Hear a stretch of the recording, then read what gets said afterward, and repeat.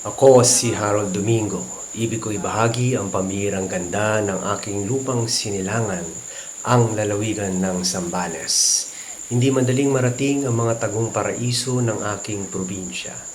Itinakda ko sa aking sarili na ang mga pinapangarap ko noon na marating, ang mga tagong paraiso na ito ay aking isa sa katuparan. Ako ay tinawanan noon sa aking ibig na ito bago ko simulan. May mga kumutya at nag-alinlangan sa aking kakayahan. Subalit, imbis panghinaan ng loob ay ginamit ko itong lakas para magpatuloy sa aking ibig marating. Idinulog ko ang lahat ng aking plano na ito sa Panginoon. Isinangguni at humingi ng gabay sa aking gagawin na ito. At maibahagi ko ang kamanghamanghang likha at karanasan ko sa pagdako sa mga paraisong ito. Makapagbahagi ng unawa na mahalaga ang pagmamahal at pag-iingat sa mga likha ng may kapal, ang inang kalikasan.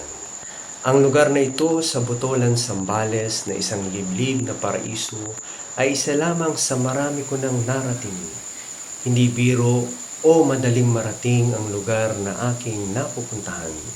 May mga lugar na sobrang tago at maaari kang magbuwis ng buhay.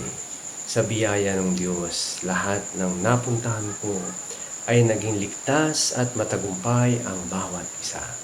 Maraming salamat sa Panginoon, sa aking pamilya, sa mga kaibigan, at sa inyo pong nag-abot ng mainit na suporta sa dikain kong ito.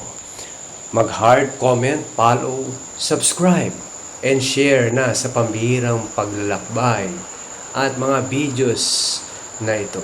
Halika, ipapakita ko sa iyo ang mga tagong paraiso ng mahal kong sinilangan, ang mga paraiso ng Zambales.